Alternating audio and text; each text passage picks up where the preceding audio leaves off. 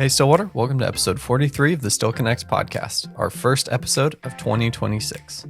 This is the show all about our amazing town, Stillwater, Oklahoma. This is your spot to plug in, hear some great stories, and feel a little more connected to our amazing community and the people in it. I'm your host, Denver Evans. I grew up right here in Stillwater, where I run my business, Stillwater Digital Marketing. Still Connect is a local podcast where every week I share friendly chats with someone who's helping build community here in Stillwater.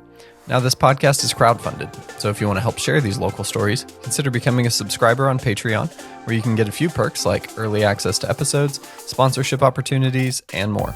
I'd like to take a minute to thank our current business sponsors and Stillwater patrons, Renovate Stillwater, Film in Oklahoma, our Stillwater patron, Darren Huddleston, and actually our newest business sponsor, Real Estate Professionals. I'm very excited about today's episode. We're here with Stacy DeLano, the director of the Stillwater Public Library. How are you? I'm great. I'm glad you're here, Denver. Thank you. Thanks for having me. This is a great space. It's a great library. It really is. Mm-hmm.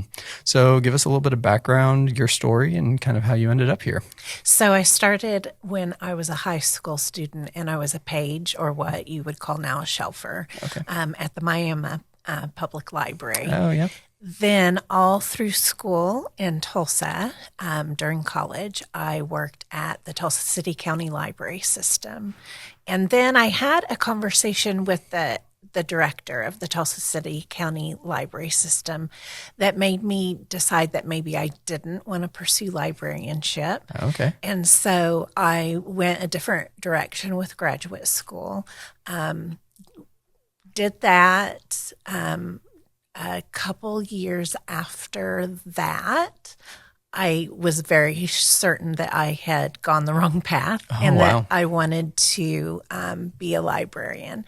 So at that point, we were here, my husband and I were here in Stillwater, and I was perusing the ads in the paper, and I saw that they were inquiring about a reference librarian. Okay. And so it was exactly what I wanted to do. And so that was 26 years ago. And I was a reference librarian and then the supervisor of the Adult Services Department.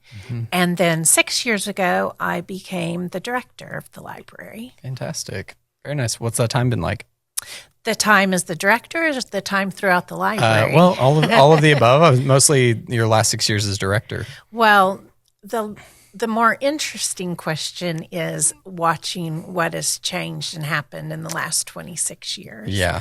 Going from a situation where at the reference desk we're answering trivia questions so people can do crossword puzzles and that sort of thing, to going into these very time-intensive, long sessions of helping patrons. So we're no longer a ready reference library nearly as much as we are almost a teaching library. Okay. So the internet, of course, and technology changed so many things about how you perform librarianship. In the last 6 years, I just had no idea how much being a director is not about the librarianship. Oh, yeah. It really is a lot of paperwork and budgets and finances. And there is a good deal of going out to speak with the public about the library and our what we're trying to accomplish here. But I don't get to work side by side with our patrons as much. Right. And so I often miss that immediate gratification that you made someone's day better. And I've really had to try to get used to getting my satisfaction from the long-term achievements. Right. It's very different. That makes sense. So what do you feel like some of the biggest changes have been over the years? Like what to you is like one very significant change? I mean, certainly the idea. So when I came here, the children's department, they sometimes had programs, but not very often, except for the summer reading program. Right. And Stillwater Public Libraries always had one of the state's biggest children's summer reading program. Oh, really? So in my time, I got really interested in doing programming for adults with the idea that I can give a book to one person for 2 weeks, and then 2 weeks later, another person gets it and another person. Or we could hit like 40 people with one program. Yeah. In addition to that, I think we all really read about and listened to the science of how people learn, and the idea knowing that there are so many people who have different learning processes, not just reading. So many people learn socially. So in a class type setting, they do better learning the actual content of a subject. So I would say we have a very high, we really depend on programming to provide a lot of that information and knowledge distribution, whereas it used to just be by a book. So much of it now is distributed through programming. Then, like I said, of course, just the difference in internet and technology. Yeah. And the librarians have really had to become, the way I've tried to explain it, because I couldn't really explain or hadn't thought even that much about it until I became the director. If I'm trying to tell people what a library is, I need to be able to find some way to explain a little better than we have books, what it is we do, and why the library is so relevant still today. I don't think people question that as much now, but maybe like 10, 15 years ago, there were more people saying, will the library close? Right. Do we hold physical books if we have ebooks and things like that? But the biggest thing that I try to relay now is the library is not actually about books even, which is a crazy thing to say. Yeah, I mean, that's what we all associate. We're about the information and the enrichment material, the stories, the thoughtful memoirs, the information within. Right. And then we would expect the format in which that information and enrichment material is carried, the box for it, to come in very different styles. It's going to change every decade or every couple decades. And it really has sped up in my time here, how often that changes. Right.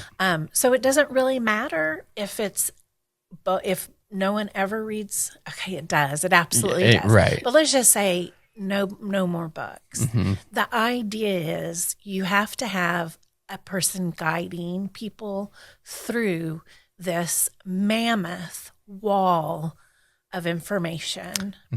And that's what our job is. Right. So I think in doing that, and as the changes in formats have changed more quickly and more quickly and more quickly, the librarians were probably techie type people a little bit before, but you just have to be very, very aware and able to interact with all types of devices, all tablets, all phones, all laptops. You have to just be able to navigate through all of that technology, because if your people in the community don't understand the technology, they can't ever get to that information. Right.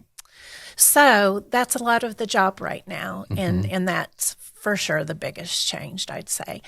Our staff, though, are absolutely amazing, and they have no trouble being conversant in all of these different formats, and they're really patient. So one of the things I always say is that if I'm talking to people with older parents or older family members, don't try to teach your family members how to use the technological device. Send them here, because we want to keep families happy and together, because there's no faster way to start a fight than to try to teach someone how to use a device. But all of our staff are amazingly patient, and we understand what the process is for helping people achieve the digital goal that they have. Right. I like the way that you describe that because, yeah, when you come in here and you look at all of the books, like there's plenty of information to fill hundreds and hundreds and hundreds of minds, and no one could process all of this information, but helping guide people to the right information. And that's not always a book. Yes. Sometimes it may be a website. It may be a reading program. It may be a program that you all, a class or something like that you have here at the library. So that makes sense. It's more about the stewardship of the information than the materials themselves. It is. It's about both the content and the box. I'm just going to call it. Yeah. Absolutely. Yeah, that's really great. So what's your favorite part of that? The favorite part of just your job, of everything that you all do here. What's your favorite part? Mine personally is deep research into particularly local type topics. Okay. So we have an archive here. Libraries did not regularly have formal archives like you would see maybe like in a university or even at a museum. But all of us had these very informal and very awful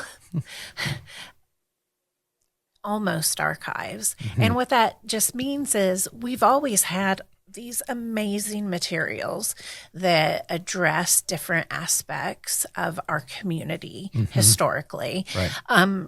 But we didn't have the knowledge or the training or the equipment or the space to be able to preserve and take care of them like a museum or a university special collections would. Right. So we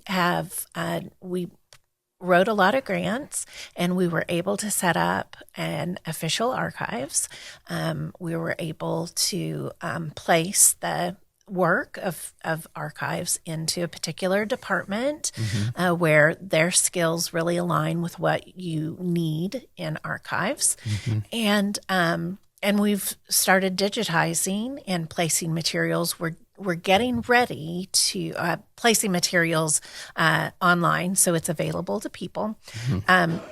Our technical services staff has just completed a grant, and they're getting ready to start the media and the rollout so that the public can use access and use the Stillwater Fire Department collection. 2,000-ish photos and documents that show the history of the Stillwater Fire Department. Wow. And it's really exciting. So that's not my favorite part, but I do want I want you and everyone to know that that's part of what we're doing. The thing I've always loved, and I catch these still sometimes, right? People don't contact me very often and ask a reference question or a research question. Right. And a lot of times I get a lot of questions of all that, a ton of other people in our library are meant to answer, right? And then I just forward it or ask hand them. it off to the right person. But sometimes I accidentally sent a research question. And if I haven't gotten to engage in that for a while, I just love taking that question and then just doing my research and just digging in to every teeny little bit of info that I can find. I enjoy it so much. I enjoy it immensely. And I can really jump down into the rabbit hole, especially now that there is so much too online. And the Oklahoma Historical Society and the Oklahoma Department of Libraries and so many governmental entities now have, of course, so much online. So I love jumping into all of those databases and mining it for all the information just to answer that question. But I don't get to do it as much. Yeah. So I would say, oddly, since I don't get to do that very much, I really have started enjoying budgeting, which I didn't think I'd like. Really? Okay. I really enjoy being a good steward of the taxpayers' money. Mm-hmm. I like it when I can make things, when I can provide the most things for the least amount of money. Mm-hmm. And part of that is it's problem solving and puzzles, Right. and trying to find ways to exchange one cost to put it to another place where we need the money more. Mm-hmm. One of the things that we recently did is we used to have a cataloging service, and it was just kind of a legacy service we used. Okay. That is helpful, but not completely necessary. Mm-hmm. And so we took those funds and instead we bumped our shelvers positions up into the next higher position, Okay. which allowed us to raise the wages for the lowest paid Right. employees, and that helps with retention. Yeah. But it also solved a lot of issues that we had with it. It very much can change week to week on how much circulation desk staff is needed versus how much shelving staff is Right. needed. So we were able to break things up so that we had more flexibility with having more circulation aids. Those are just the kind of things I get a lot of enjoyment out as a director. I love developing systems, and in our business, we do consulting, just general business consulting. And so I always love helping people figure out stuff like that. It's so much fun putting all the pieces together and just kind of figuring out how to make it work better. It's a little, you don't need to be scrolling Instagram or do a online game. It's the ding of that you get when you've come up with a interesting or clever solution. Especially when it's, exactly, because it's real. Yeah. And it's like, I'm going to enjoy the fruits of this labor of making the system better. Now I get to watch the system, and then I'm going to come up with another idea and make it a little bit better and a little bit better. And so that's really great. I'm glad that you all figured out how to do that, because that sounds like a really good, just general system for your organization. And I like how you said it helps with retention, helps keeps employees on, helps everyone just be more efficient.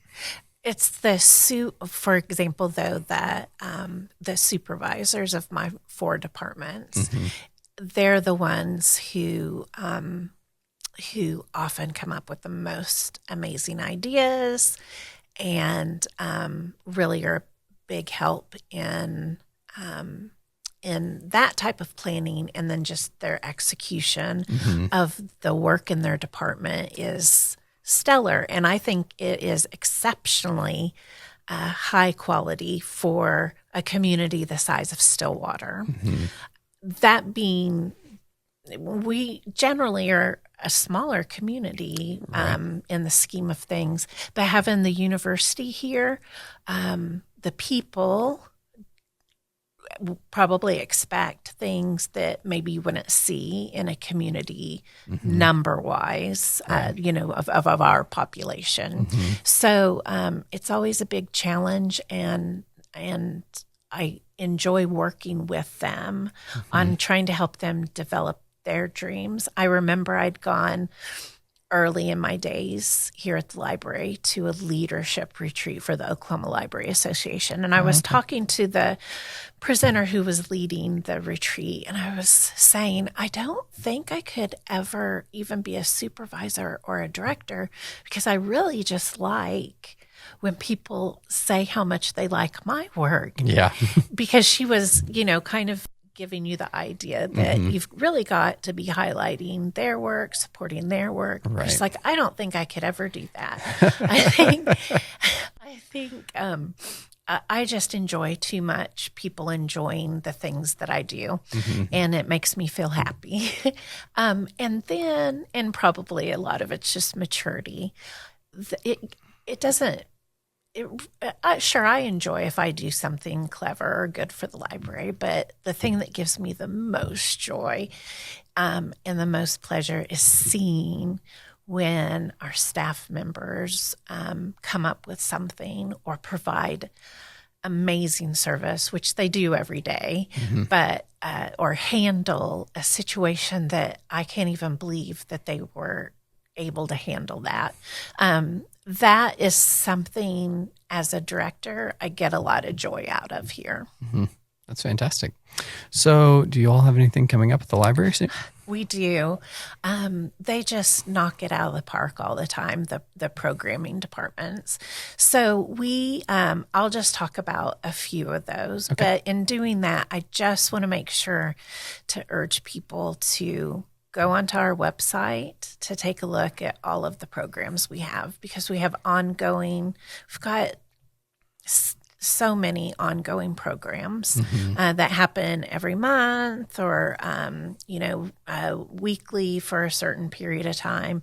And then we have standalone programs. You're going to get the best idea of what those are if you talk to a librarian or if you go online or even follow on our social media on Facebook or Instagram. But the ones that I really would want to highlight, the biggest thing immediately coming up is our Library Lovers Readathon. So that is a fundraiser for the Stillwater Public Library Trust. The trust provides provides funds for us to do things that we couldn't do inside of our normal city budget. And so we are growing the trust right now so that we can end up getting a larger yearly distribution of interest so that more of an endowment type situation. Exactly.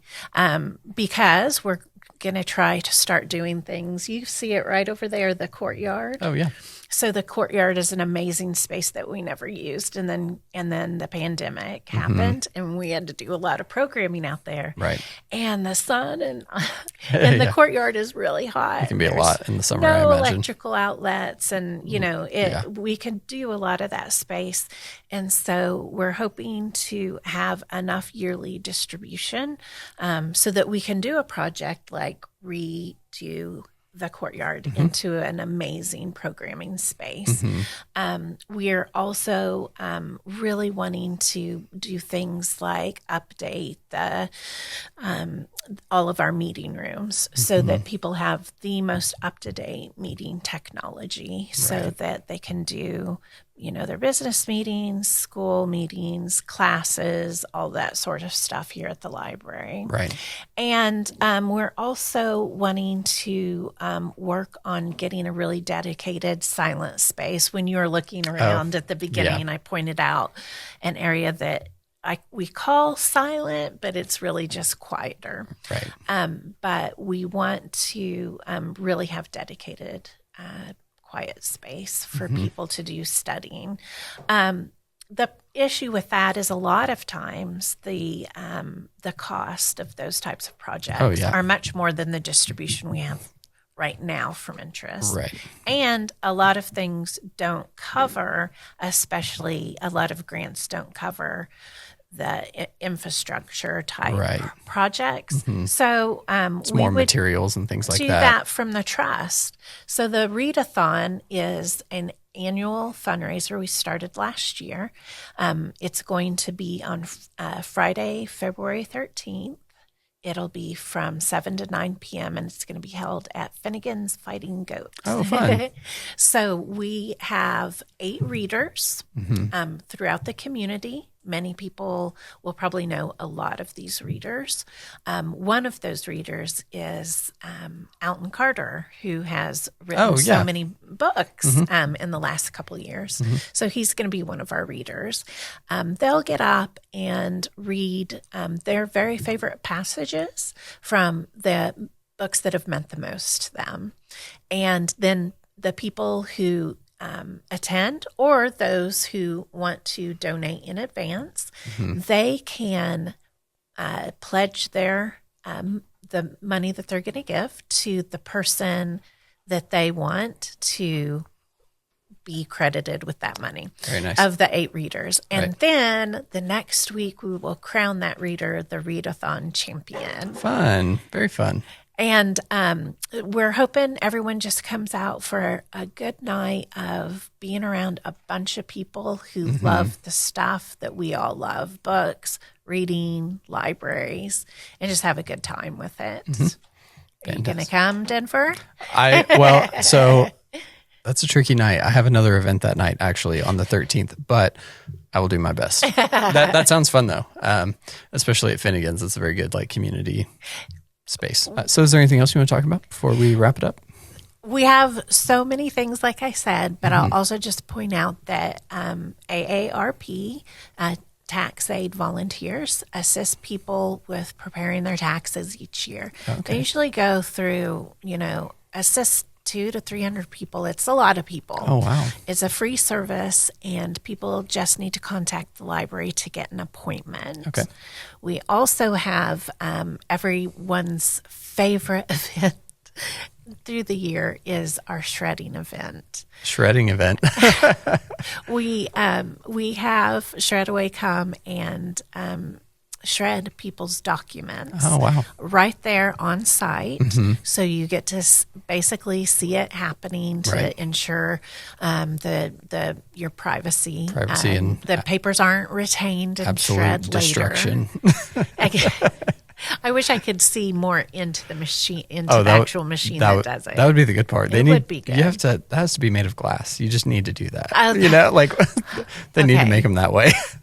That would be pretty awesome. It would be. That's going to happen on Saturday, February 28th. And we just do it for 2 hours from 9 to 11. And it's it's a drive-through situation. Very so nice. people just drive through, we unload your boxes. You're limited to 2 boxes of documents. Okay. And it is free, but we definitely take donations so that we can pay the the shredding company. Yeah. They do give us a steep discount. Oh, I'm sure. Yeah. Yeah. That's fantastic. Is there anything else? I feel like that's a trick question because there are about 100 more things. 100 more things, yeah. There are literally 100 more things I could tell you about. Well, everyone go check out the website and see what all they have coming up. A lot of great programs, a lot of exciting, fun things. I will tell you, and I'll just say to the website, but I have found, especially as I'm getting older, the things that happened maybe like 20 years, that's where my brain sometimes still is. So I always have to look down and see what our website is. I'm still always going to be with the old one. Oh, yeah. The one you should use, though, is stillwaterok.gov. /library. Perfect. And I will put all of that down in the show notes Awesome. so that people can just scroll right down and click on that. Very good. All right. Well, thank you so much for your time. I really appreciated having you on the podcast. Thanks for having me. And I'm just going to give you a gotcha question. Okay. And that is, do you have a library card? I do have a library card. It's actually on my keys. Okay, then. Proof. I'm really proud of you. Proof right here. Good There job. we go. Yep. My wife and I sure do. My wife and I love it. We love that we can look books up online and see if they're here or even request books. My wife has found some that she's put in requests for and gotten the message, hey, we got that book for you. And so you're using that I love online? That. Yeah. Oklahoma Virtual Library? Yep. Great. Yep.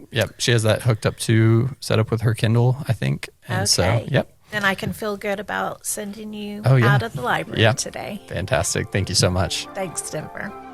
Thanks for tuning in to Still Connect. I hope you enjoyed that conversation with Stacy. Be sure to check out the Stillwater Public Library on all their social media linked in the show notes below, as well as the podcast social media for highlights, updates, and more. And be sure to share the podcast with all your Stillwater friends so that we can grow the podcast and our community. If you love hearing Stillwater stories come to life, I would really appreciate your support on Patreon. For a subscription starting at as little as $5 a month, you can help grow the podcast, plus get early access to episodes, behind-the-scenes looks, and a shout-out on the show. Higher tiers let you submit questions for upcoming guests, receive podcast merch, and even appear on an episode yourself. Every bit of support helps grow this community and keeps local stories front and center. Together, we can keep Stillwater connected, one conversation at a time. Once again, I would like to thank our current business sponsors, Renovate Stillwater, Film in Oklahoma, and Real Estate Professionals, as well as our Stillwater patron, Darren Huddleston. And remember, we all need community. So when life gets busy, make sure you still connect.